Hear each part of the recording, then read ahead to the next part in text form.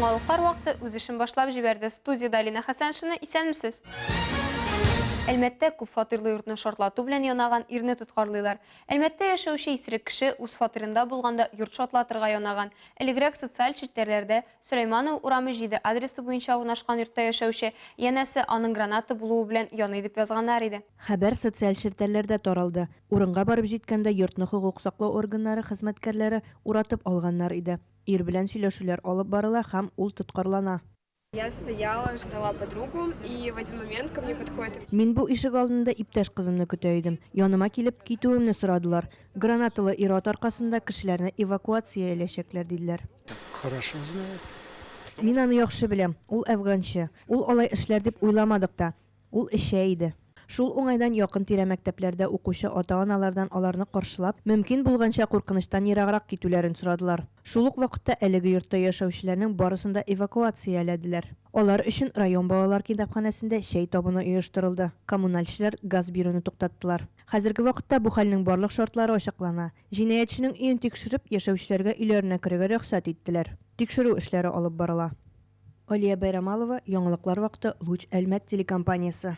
Бүген Пермь өлкәсендә матәм көне. Кичә коралланган җинаятьче Пермь дәүләт милли тикшеренү университетына һөҗүм итә. Фаҗига нәтиҗәсендә 6 кеше һәлак була, 26 кеше җәрәхәтләнә. Нефтчеләр Баш каласында да Пермь дәүләт университетында һәлак булучыларны искә алып мемориал ачылды. Битараф булмаган әлмәтлеләр бирегә чәчәкләр китерә. Казанның 175-нче гимназиясында булган фаҗига сценарийсына охшаш Пермь фаҗигасы беркемне дә битараф калдыра алмый. Яшь буын үзләренчә уйланса, әти-әниләр, әби-бабайлар балалары өчен борчыла. Ой, я была в шоке. Вчера вечером открыла интернет. Это что творится у нас? Минем шок иде. Кичә кич интернетны ачканнан соң, нинди хәл бу? Казанда иде, хәзер Пермьдә. Тыныч күңел белән балаларны ничек итеп укырга чыгарып җибәрергә? Я когда услышала вчера эту неприятную новость, трагическую. Бу фаҗига турында ишеткәч нишләргә дә белмәдем. Элекке якташларыма, пермьләргә кайгыларын уртаклашам дип язасым килде. Бакыйлыкка күчүчеләрнең туганнарына да, яраланучыларга да Ходай сабырлык бирсен. Татарстан президенты Рөстәм Миңнеханов республиканың Мәгариф һәм Эчке эшләр министрлыклары вәкилләренә Татарстан IT парк резидентының мобиль кушымтасын өйрәнергә йөкләмә бирде, дип хәбәр итә Татар информ агентлыгы. Әлеге кушымта белем бирү оешмаларына коралланган һөҗүм булганда махсус хезмәтләргә оператив рәвештә хәбәр җибәрергә ярдәм итәчәк. Кушымтаның авторы Сергей Минасян.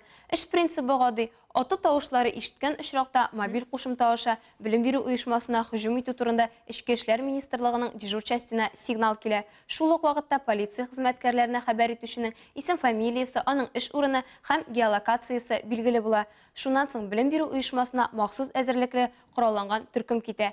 IT парк резиденты әлеге мобиль кушымтаны бары тик укытучыларның смартфоннарына гына һәм бары тик экстрен очраклар өчен генә урнаштыру күздә тотыла ди. Көзгө чорда үзеңне уңайлы хис итү өчен үз торагыңда җылы булу зарур. Әлмәт торак йортларында җылылык җибәрү 15 сентябрьдән башланды. Әгәр күп кенә кешеләр йортларындагы уңай температурадан файдаланса, Тимирязев урамындагы 18-нче йортта яшәүчеләр җылы әйберләргә төренеп утырыдан кала подвалдагы су басудан да интегә. Тулырак мәгълүматны киләсе сюжетта. Узган атнада шәһәрдә җылылык бирелде. Инде хәзер үк Әлмәтнең һәр фатирында җылылык булырга тиеш. Әмма Тимирязев урамындагы 18-нче йортта яшәүчеләр туңалар. Аларны борчый торган икенче проблема подвалда су басу. Йорт Альянс ЖЭУ эш идарәче компаниясе карамагында урнашкан. Халык беренче эш итеп идарәче компанияга мөрәҗәгать итә. Я сам в пятницу позвонил. Мин үзем җомга көнне шалтыраттым. Монда бер кеше килә. Ул автомат счетчикларын тикшерә. Подвал ачкычы миннән алды. Ул миңа әйтте: "Сезнең анда су ага, шалтыратыгыз." Мин шалтырата башладым. Әлбәттә, беренче тапкырдан шалтыратып чыга алмадым. Звонки наши вообще игнорируют. Безнең шалтыратулар гомумән игътибарсыз кала. Менә бүген хәтта 7 тапкыр шалтыраттым. Берәү дә телефонны алмый, су агып ята. Халык әйтүенчә, мондый өзеклекләр алдагы елларда да булган, әмма быел аларны бетерү эшләре бөтенләй дә алып барылмый. Ә бит сүз кеше сәламәтлеге турында. Балалар, өлкән буын һәм бу йортта яшәүчеләр туңуын дәвам итә. Все мерзнем, уже заболели. Барысы да туңа. Инде үзегез күрәсез, йөземә чыккан, эшкә чыга алмыйм. Балаларның тамагы авырта, борыннары томаланган. Иртән торгач авыртуга зарланалар. Бу мәсьәлә буенча сорауларга җавап алу өчен без идарәче компанияга мөрәҗәгать иттек. 2 сәгать дәвамында проблеманы хәл итәргә сүз бирделәр. Җылысыз көннәрне түләүгә кертмәячәкләр. По прибору что-то будет платить. Алсу Нуриева, Рафаэль Сафин, Яңалыклар вакыты, Луч Әлмәт телекомпаниясе. 14-18 сентябрьдә республикада татар яшьләре көннәре булып узды. Казанга Россиянең 30 төбәгеннән делегат килгән иде. Бөтен Россия форумында Әлмәт командасы исеменнән безнең телекомпания хезмәткәрләре, хезмәт һәм канун тапшыру алып баручысы Ремиля Хәмидуллина һәм видеооператор Дамир Корбанов чыгыш ясадылар. 180 яшь татар 5 көн дәвамында ниләр күргән? Моның турында киләсе репортаждан белә алырсыз. 31-нче татар яшьләре көннәре форумы ачылу тантанасы Габдулла Кәриев театрында узды. Чараны Татарстан яшьләр эшләре министрлыгы, Татар федераль милли мәдәни автономиясе һәм Идел яшьләр үзәге оештыра. Быел татар яшьләре көннәрендә 180 делегат катнашты. Җыенның төп максаты ул әлбәттә шул элемтәләрне яңарту. Берничә көннән соң сез кайтасыз, Алла бирса, һәм анда һәрберегез үзегезнең сезнең янында булган яшьләр өчен лидерлар булып торасыз. Һәм монда минем сезгә теләгем шул, актив катнашыгыз, бер-берегез белән танышыгыз. Чараның максаты Россия Федерациясының төрле төбәкләрендә һәм чит илләрдә яшәүче татар яшьләре арасында милли кыйммәтләрне үстерү, туган телгә һәм халкыбыз тарихына кызыксыну уяту. Безнең тәкъдим җәмгыяте рәхмәт безнең хөкүмәтебезгә бик актив рәвештә бу татар телен үстерү буенча бик күп проектлар тормышка ашыра. Әлбәттә сез белгән журналлар, гәҗитләр бар, радио телеканаллар бар. Хәзер инде без социаль челләрдә бик күп проектларны тормышка ашырабыз. Яңа радио проектлар ашырабыз, яңа TikTok, YouTube проектлар ашырабыз. Безгә бик күп кирәк яшьләр, татар телендә эшләүче актив яшьләр, журналист булып, авторлар булып, без сезне чакырабыз хезмәттәшлеккә. Siz de bizim bәхетле булыгыз, әйтәгез татар телендә, татар милләте өчен өйрәнешик. Быел чарада 30 төбәктән делегатлар катнашты. Алар арасында соңгы берничә елда гаризалар җибәрмәгән Коми Республикасы, Калининград, Волгоград өлкәләре дә бар иде.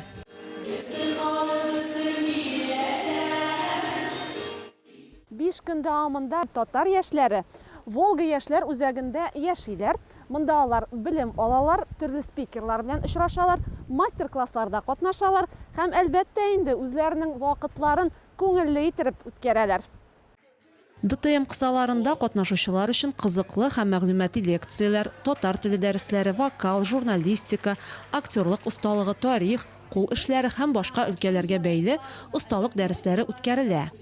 Форумда халкыбыз яшьләр өчен мөһим мәсьәләләр турында фикер алышулар, күңел ачу чаралары да оештырыла. Ремиля Хәмидуллина, Дамир Корбанов, яңалыклар вакыты, Луч Әлмәт телекомпаниясе. Башка темаларга. Азнакайда капиталь төзекләндерү эшләре йомгакланып, Сырхауханәдә стационар бүлек ачылды. Әлеге тантаналы чарада район башлыгы Марсель Шайдуллин, район башкарма комитеты җитәкчесе Айдар Шәмсетдинов, Азнакай үзәк Сырхауханәсенең баш табибы Илдар Шихапов катнашты. Махсус хәбәрчебез Илмира Шәрифуллина дәвам итә. Азнакай районына Татнефть гамәви җәмгыятенең ярдәме һәр вакыт сизелеп тора. Компаниянең тагын бер бүләге капиталь төзекләндерүдән соң стационар бүлек ачыла. Стационарның дәвалау корпусы 1976 елда төзелгән. Аның беренче главврачы булып Камил Барыш Камалов булды. Поликлиникада инде Рахматуллина Светлана Мерхатимовна эшләде. Яңадан инде районда больницаның машиналары әзберәк булгач, Дамир Шәгаповның инициативасы белән булар икесе бергә кушылды һәм ул зур больница 340 койкалык больницага әйләнде районда. Бүгенге көндә дәвалау корпусында кабул итү бүлеге, терапия, хирургия, реанимация, диагностика бүлекләре бар. Биредә барлыгы 169 медицина хезмәткәре эшли. Шуларның 26-сы врачлар. Уңай шартлар тудырылган, яңартылган стационарда бүген гыйбадәт бүлмәләре дә булдырылган. Район башлыгы Марсель Шайдуллин мондый программалар белән ярдәм итү өчен республика президенты Рөстәм Миңнехановка рәхмәт сүзләрен җиткерде. Шулай ук төзекләндерү оешмалары вәкилләре дә игътибардан читтә калмады. Узган елдан бирле башкарыла торган эшебез бик матур килеп чыкты дип билгеләп узды җитәкче. Чыннан да тышкы яктан да, эшкә узсаң да яктылык, чисталык, яңарыш күзгә бәрелеп тора. Стационар корпусында барлык җиһаз яңартылган. Эшкә рәхәтләнеп киләбез диделәр медицина хезмәткәрләре.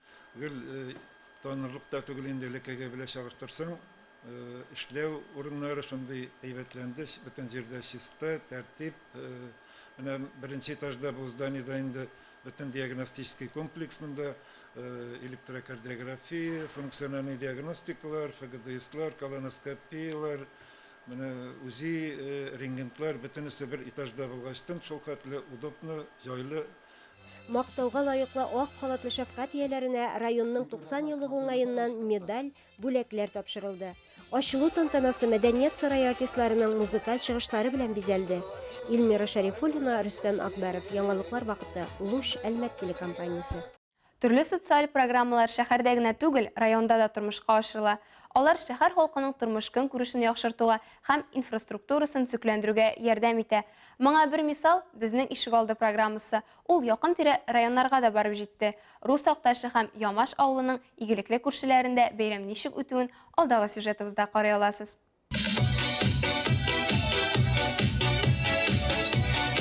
Безнең Ишегалды игелекле күршеләр проекты шәһәрдә генә түгел, якын тирә бистәләргә һәм авылларга да кагыла. Рус Акташында Ишегалды бәйрәме игелекле күршеләр хөрмәтле кунакларны шәһәр администрациясының һәм Татнефть компаниясе вәкилләрен түземсезлек белән көтте. Ремонт во дворе хорошо проходил. Ишегалдындагы ремонт яхшы узды. 2 көн эчендә балаларга мәйданчыкны ясадылар. Шатландык. Гомер буе вәгъдә иттеләр. Монда мондый хәл булганы булмады. Хәзер бар да яхшы. Җилле һава торышына карамастан халык күңелле бәйрәм итте. Җыр һәм бию белән бергә халык Азербайҗан диаспорасы пешергән тәмле пулау һәм кайнар чәй белән сыйланды. Благодаря и нашей коллективе. Безнең коллектив шәһәр җитәкчелеге ярдәме белән шәһәрдә генә түгел, шәһәр янындагы авылларда да бүген Рус Акташында катнашабыз һәм бөтен җирдә дә катнашырга тырышабыз. Безнең бик яхшы килеп чыга. Шул ук вакытта Ямаш халкы да Ишегалды бәйрәмен билгеләп үтте. Рәхмәт хатлары белән авылның иң актив кешеләре Денис Полтусов һәм Арман Мартиросян бүләкләнделәр. Тимур Нугуманов һәм Азат Якваров Ямаш авылына визит кысаларында Яшелчә үзәнендә дә булдылар. Яшелчәләрне тотыру һәм саклау буенча урын шәһәр хакимияте һәм нефтчеләр ярдәме белән төзелгән иде инде. Район башкарма комитеты җитәкчесе урынбасары сүзләренә караганда, бу бик яхшы проект. Ул халыкка чит илдән кертелгән продуктларны түгел, ә җирле продуктларны кулланырга мөмкинлек бирәчәк. Если вернуться, наверное, в большую историю. Әгәр берничә ел элек тарихка күз салсак, яшелчә продукциясе белән тәэмин итүчеләрнең кем булуын аңларга теләсәк, әлбәттә гомумән юк иде. Хәтта Россиядә дә тәэмин итүчеләр безгә нигездә якын һәм ерак чит илләрдән китерәләр. Шуңа күрә әлеге мәсьәлә проектны тормышка ашыруга этәргеч бирде. Алар саклау урынын карадылар һәм әлеге проектны киңәйтү буенча сөйләштеләр. Кооператив, он, в принципе, был настроен на тиражирование и... Кооператив агзаларын гына җәлеп итеп калмыйча, аны киң колачлауга йөз тоткан идек. Чөнки кооператив территориясе хәзер бары 170 гектар белән генә чикләнгән. Ә дөньяга чыгару өчен авыл халкын җәлеп итәргә теләдек. Районусова Рафаэль Сафин, Яңалыклар вакыты, Луч Әлмәт телекомпаниясе. Кичәге чыгарылышта укучы балалар катнашындагы милли здоровье йөгерешү турында сөйләсәк, киләсе сюжет Әлмәт ярым марафоны турында. Монда Россиянең 30 төбәгеннән 1000-нән артык йөгерешче катнашты. Нефтчеләр мәйданы янында башланган марафон 3 дистанцияда, 3, 10 һәм 21 чакрымда барды. Урамнарда җанатарлар көч биреп торды. Әлмәт ярым марафоны 3 яшьтән 10 яшькә кадәрге балалар йөгерешү белән башланып китте. Тимер китс дип аталган бу марафонга 85 яшьлек Назилә әби оныгына көч биреп торырга килгән. Былтыр булмады. Тегегә 5 яшендә барды. Хәзер 7 яшендә бара менә. Марафонда 3 чакрымнарын Илнур Хамнанов та үтте. Илнур 2015 елда һәлакәткә очрый, нәтиҗәдә бер аягы ампутацияләнә. 33 яшьлек ир язмыш сынау алдында сынмый, алга таба яшәргә көч таба. Йөгерү марафонында катнашуда күптәнге хыялы.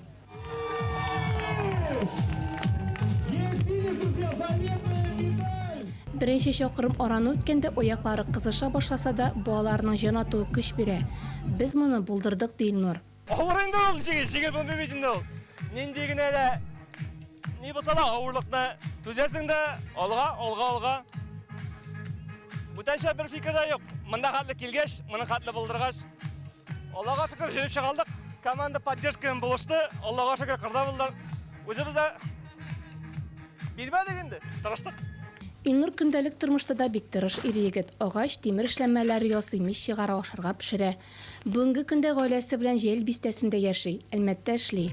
Алга таба профессиональ йөгерешләрдә катнашасым килә. Моның өчен башка төрле махсус ясалма протез алырга хыяллана. Победительница среди девушек и последние метры. Есть финиш, и судя по всему... 21 чакрымны 1 сәгать 8 минутта Казан егете Ниязадык Фуза. 10 чакрым араны иң тиз үтүче Әлмәт егете Александр Баженов.